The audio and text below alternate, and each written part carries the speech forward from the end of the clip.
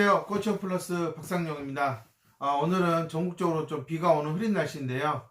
제가 요즘 들어서 열심히 이렇게 동영상을 찍어서 올리는 이유는 어떤 부모님들에게는 내가 이런 부분을 잘 알고 치료센터를 가서 내 아이가 지능이 낮고 이런 부분을 좀 도움을 확실하게 받아야 되겠다라는 그런 기준을 좀 갖는 데 도움이 되었으면 하고요. 치료사들에게는 정말 현실적으로 열악하고 또 제대로 갖춰지지 않은 여건이 갖춰지지 않은 상황에서 지금 열심히 노력을 하고 있지만 더 이상 앞으로 나아가지 못하는 어떤 그런 한계를 느낀 치료사들에게 더 이상 그렇게 고민하지 말고 FI라는 좋은 프로그램을 만나서 좀 새로운 인생, 좀 뭔가 뻥뻥 뚫려가면서 자신을 찾아오는 장애아동들에게 도움을 줄 수 있는 실질적인 도움을 줄 수 있는 그런 전문가가 되기를 바라는 마음에서 촬영을 하는 겁니다. 그렇기 때문에 제가 뭐 사탕 발림으로 하는 얘기도 아니고요. 현실적으로 이런 부분은 여전히 치료 현장의 고질적인 병폐라고 하는 부분은 솔직하게 말씀을 드리는 거고요. 저는 뭐 원장이 20년 했다, 30년 했다. 저는 FI 관점에서 봤을 때는 상당히 그 경력에 구멍이 많이 있다. 실질적으로 더 도움을 줄 수 있었다라고 하는 겁니다. 나름 각각의 분야에서 최선의 노력을 해서 나름 인정을 받은 치료사들도 있겠지만 제가 FI를 15년 가까이 하면서 느낀 점은 분명히 아이는 더 나아질 수 있었다라는 것을 저는 FI를 통해서 계속 확신을 갖게 되고요.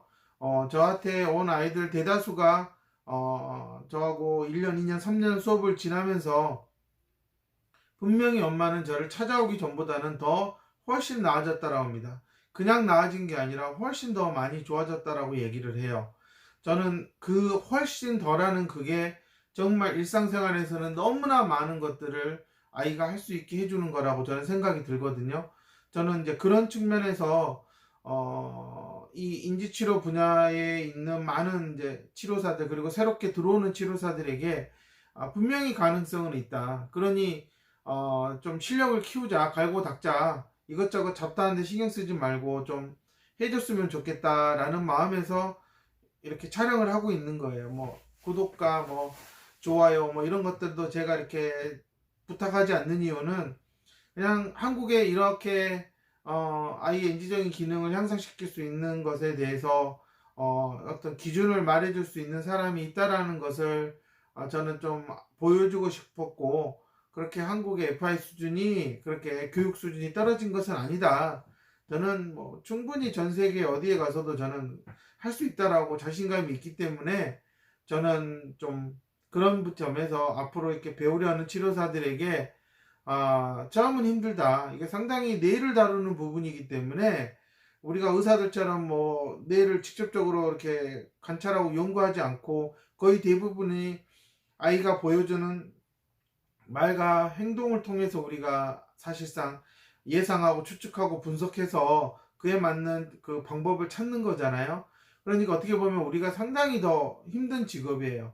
이런 힘든 직업을 하면서 우리가 나름 보람이라는 걸 얻는다. 그거는 분명히 어제는 할 수 없었던 게 오늘은 가능하다라는 겁니다. 저는 이제 이런 부분을 계속 15년 가까이 도전하고 FI만으로 해왔기 때문에 저는 자신있게 가능하다. 이제는 내가 15년 해보니 우리 한국 아이들은 분명히 FI로 좋아집니다 라고 이제는 말씀을 드리는 거예요. 근데 아무리 치료사들이 좋은 연장을 가지고 있어도 계속 써봐야지 되는 건데 제대로 써보지도 못하고 그냥 아이하고 학습지처럼 쓰는 게 너무 안타깝고 이런 마음이 들죠. 교육을 듣는 사람은 많아지는데 실질적으로 실력을 갖춘 치료사를 보기는 어려웠고요. 근데 저는 뭐 4, 5년 지나면 분명히 한두 명씩은 이렇게 자신만의 어떤 그런 중재 역량을 키워서 그 지역에서 상당히 이름을 날리는 치료사가 늘어날 거라고 저는 생각이 들고요. 그런 점에서 이렇게 계속 교육을 받으러 오면 이런 부분들은 이렇게 하는 게 좋습니다라고 제 나름대로 분명히 효과를 봤던 부분들에 대해서 말씀을 드립니다. 그것을 받아가느냐 받아가지 못하느냐는 뭐 그거는 치료사 개인의 역량일 거고요. 저는 제 카페나 유튜브를 통해서 열심히 보시면서 내 아이를 위해서 어떠한 방법이 좋을까라고 고민하신 분들은 그렇게 고민하는 시간이 분명 아이에게 좋은 방법을 찾을 수 있을 거라고 저는 생각이 들어요.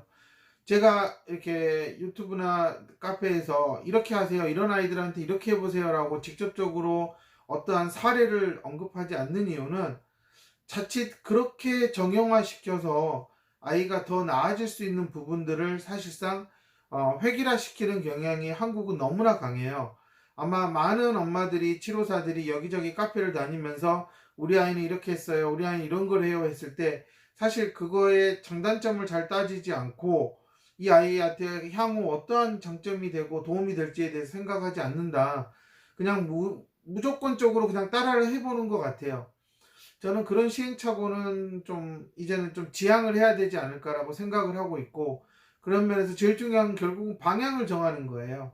길이 아니면 가지 말아야 되는데 많은 엄마들이 지금 길이 아닌데도 그냥 치료센터에서 하라고 하니까, 의사들이 이걸 하라고 하니까 그냥 그렇게 남이 하라고 했다고 하는데 그러면 나중에 누구를 원망하게 될까? 근데 그 사람들은 뭐 전혀 관심도 없단 말이에요. 하라고 했던 사람들은. 저는 부모님들이 빨리 좀 중심을 잡아야 된다라는 측면에서 이 방향을 어떻게 잡아가야 되느냐, 그 방향을 저는 제시해 주는 게 중요하다고 생각하고요. 어떠한 그러한 세부적인 방법은 저를 찾아오는 어린 자폐 아동들도 다 달라요. 지능도 다르고 살아온 삶도 다르고, 이 아이는 또 말을 잘하고 또 이 아이는 말을 하는데 반영어만 하고 너무나 다양한 아이들이에요. 근데 직접 봐야지 이 아이는 이 현재 자신이 살고 있는 그런 환경 속에서 이 정도는 할 수 있겠구나, 이 정도 머리는 쓸 수 있겠구나라고 알 수가 있겠죠. 저는 그렇기 때문에 치료사들에게도 너무나 정형화된 자폐아동 치료가 아니라 이제는 각각의 개인의 인지적인 기능에 맞춰서 할 수 있는 능력을 키워야 된다. 너무 획일화된 방식에서 치료사들이 일하다 보면 아무래도 이 아이는 이렇게 해봤어요 하고 그냥 하는 거예요. 1년이 되든 2년이 되든. 저는 이제 최근에 상당히 어린 자폐아동들이 저를 찾아오기 때문에 그 아이들을 봤을 때 훨씬 더 저는 느끼는 게, 이 아이들이 가지고 있는 어떤 그러한 해결성이 아직은 어린아이들한테는 크게 아주 자리가 잡지 않았다. 나름의 사고의 유연성도 충분히 키워갈 부분들이 있다. 그럼 일단 그 부분을 좀 넓혀야 되지 않을까라는 생각을 하고, 또 실질적으로 최근에 온 아이들에게 제가 이렇게 해보면 상당히 제가 이렇게 변화를 주는 거에 대해서 적응이 빨라가고 있다. 저는 이런 측면에서 좀 자폐아동, 어린아동을 한다 그러면은 저는 FI를 잘 배우면 충분히 접목할 수 있는 방법들을 많이 찾을 수 있다라고 봅니다. 그렇기 때문에 저는 어떠한 사례로 이렇게 해보십시오, 이 아이는 이렇게 됩니다라고 알려주는 거는 아직은 제가 하지 않는 거고요. 그러기 전에 어찌됐든 이제는 좀 아이의 각각의 인지적인 특성을 좀 알아야 된다라는 인식이 조금씩 자리를 잡고 있어서 저는 일단 그 부분이 가장 먼저 필요한 부분이라고 생각이 들어요. 제가 얼마 전에도 얘기했어요. 똑똑한 엄마들 너무 많은데 치료사도 선택하는 거 보면 너무나 형편이 없어요. 엄마들이 가지는 그런 스펙에 비해서 치료사를 선택하고 센터를 가는 수준이 너무나 이렇게 엄마들이 그냥 무작위예요. 그냥 어디 인터넷 들어가서 열심히 어느 카페 들어가서 봤더니 거기가 요즘 유행이더라, 그냥 그쪽으로 가는 거예요. 근데 제가 항상 얘기하지만 모든 장애 아동들이 삶이 나아지고 어찌됐든 조금이라도 어떤 사회생활을 하고 또래 간의 관계를 갖거나 이렇게 학교라는 12년의 그 시간을 보내야 되는 곳에서 나름 어떻게 아이가 생존을 하기 위해서는 인지적인 기능 향상이 필수인 거예요. 근데 안타깝게도 우리나라는 아주 어린 아이들부터 시작해서 거의 대부분 어떻게 보면 기능 훈련에 가까운 식의 치료를 받고 있거든요. 그러다 보면 당연히 어느 시점에서는 이제 이런 거는 좀 애가 뭐 다룰 줄 알아요, 이런 거는 읽고 말해요. 근데 생각이라는 측면에서 보면은 얘는 결코 스스로 생각해서 말을 못한다라는 겁니다. 저는 이제 이게 어린아이들 치료하는 7세 아이들 이하를 치료하는 곳에서의 가장 큰 허점이 아닐까라고 생각이 드는데요. 저는 치료사들도 다 알고 있고 원장들도 다 알고 있을 거라고 생각이 들어요. 현실적으로 우리나라가 보통 뭐 4세, 5세, 6세, 7세 이 어린아이들 대상으로 나라에서 누리과정을 정해서 이렇게 교육을 하고 있잖아요. 근데 그거는 일반 아동들 대상으로 하는 거지만 전국에 수천 개의 치료센터가 있는데 그곳 어디에도 이 4세, 5세, 6세, 7세 때는 이런 걸 좀 해야 됩니다 라고 커리큘럼을 가지고 일관되게 유지하는 곳이 있는가? 저는 그런 것도 없다. 그냥 주먹구구식으로 뭐 놀이, 언어, 짝, 뭐 감통, 뭐 특수체육 그냥 전부 다 기능훈련에 가깝다라는 측면이 있어요. 그러다 보면 뇌는 어찌됐든 인간은 성장하면서 뇌도 같이 발달하게 돼 있거든요. 그러면 이런 신체적 성장에 맞춰서 정신적 성장도 같이 이루어져야 되는데 저는 어린 장애 아동들은 신체적 성장은 상당히 많이 자극을 받아서 어느 정도 이루어지고 있는 것에 반해서 정신적 성장은 상당히 공허한 상태다. 비어있다. 이것을 엄마들이 너무 늦게 알고 그때서야 이제 인지적인 기능을 어떻게 키워볼까 하는데 이미 좀 때를 놓친 경우, 이미 차가 떠나버린 경우가 너무 많은 거예요.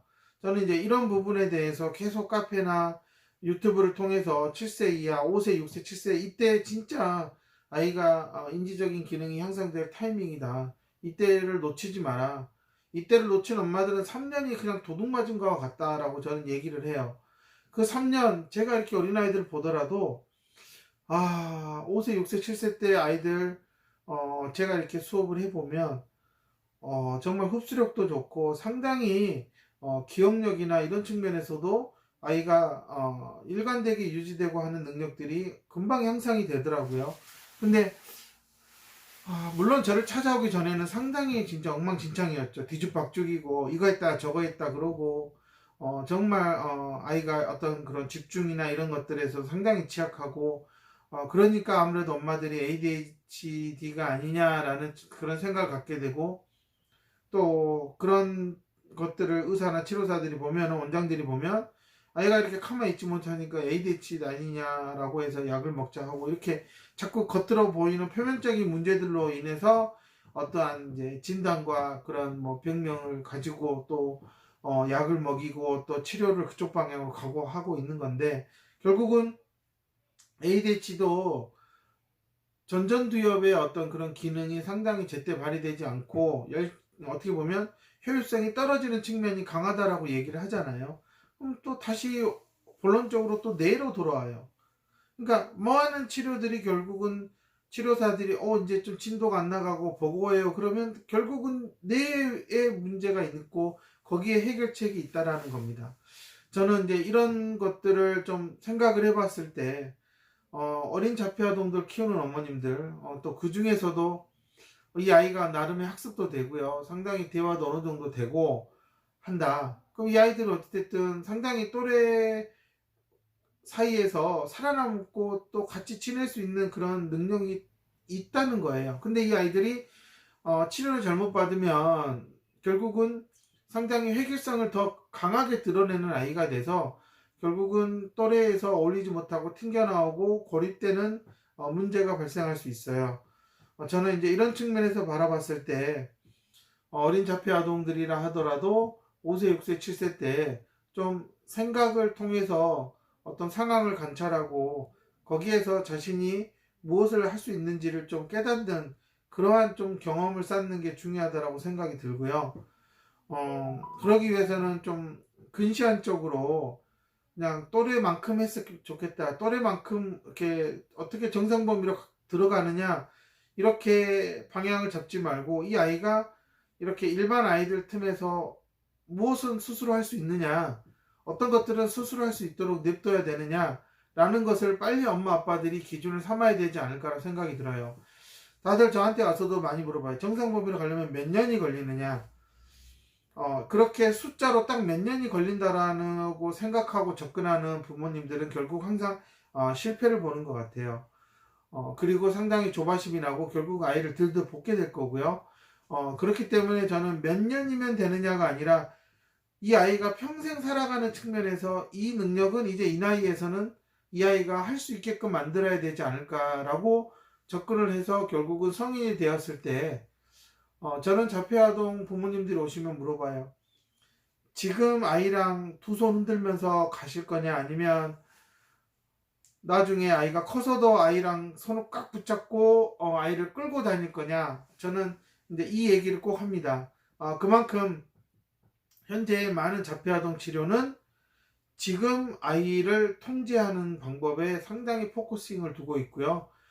제가 외국을 다니면서 이렇게 봤던 그런 자폐아동 치료는 결국은 20살이 되었을 때는 일정한 자기의 생활 영역을 가지고 아이가 부모의 어떤 터치 없이 자기만의 시간을 좀 보낼 수 있어야 된다라는 그런 측면이 상당히 강했다는 겁니다. 저는 이제 이런 것들을 계속 어필을 하고 있는 거고요. 저는 이렇게 상당히 심한 자폐 아동들보다 나름의 언어 습득 능력이 좀 있고요. 그럼에도 약간 자폐성이 나타나고 있는 아이들은 얼마든지 그렇게 조금씩 나타나는 그런 자폐성을 가지고 있음에도 불구하고 일반 아이들과 상당히 많은 시간을 학교에서 통합반이 아닌 통합반에서 도움반이 아닌 특수반이 아닌 통합반에서 지낼 수 있을 거라고 생각해요. 그 준비를 저는 5세, 6세, 7세 때 해야 된다는 겁니다. 많은 엄마들이 일단은 뭐 글을 읽고 말을 하니까 막 글자를 가르치고 학습을 가르치겠다고 끌고 가다가 상당히 낭패를 보는 경우가 많아요. 저는 이제 그러지 말고 차라리 일상생활에서 자조를 좀 더 많이 키워줘라고 얘기를 하고 있거든요. 저는 이제 그런 측면에서 5세, 6세, 7세 장애아동 부모님들, 또 어린 자폐아동 나름의 말을 좀 능숙하게 대화가 되는 아이들의 경우 좀 더 방향을 잘 정해서 가셨으면 좋겠다라는 측면에서 오늘 이렇게 몇 가지 사항을 말씀을 드린 거예요. 몇 년 안에 정상 범위에 들어가는 아이로 만들겠다라고 하는 순간 엄마와 아빠는 아이를 못 보게 될 것이다. 제발 그런 생각보다는 아이가 성인이 되었을 때 어떻게 그렇게 자립해서 살 수 있을까. 자립해서 살 수 있다는 것은 설령 이 아이가 부모랑 같이 살아도 엄마 아빠가 이 아이를 쫓아다니면서 뒤치다거리를 하지 않아도 된다라는 얘기를 하는 겁니다. 정말 그럴 수 있는데도 불구하고 세월이 흘러서 20년이 지난 세월이 흘러서 보면 결국 엄마와 아빠 중에 누구는 다 큰 아이를 뒤에서 쫓아다니고 항상 옆에서 지시해주고 통제해주는 역할을 해야 된다. 근데 20세 넘은 아이가 어른이죠, 어른. 그 지시와 통제를 잘 따르겠느냐. 20년 동안 지시와 통제를 받았는데 저는 안 따를 거라고 보고요. 그때 더 많은 갈등이 생기고 결국 그거는 엄마와 아이 사이에서의 관계가 점점점 더 금이 가는 상태가 될 수 있다라고 저는 생각이 듭니다. 그러니 그것을 막기 위해서라도 5세, 6세, 7세 때 엄마 아빠가 좀 치료 방향을 욕심내지 말고요. 좀 아이가 직접적으로 해나가는 측면으로 좀 접근했으면 좋겠다라고 저는 생각이 듭니다. 감사합니다.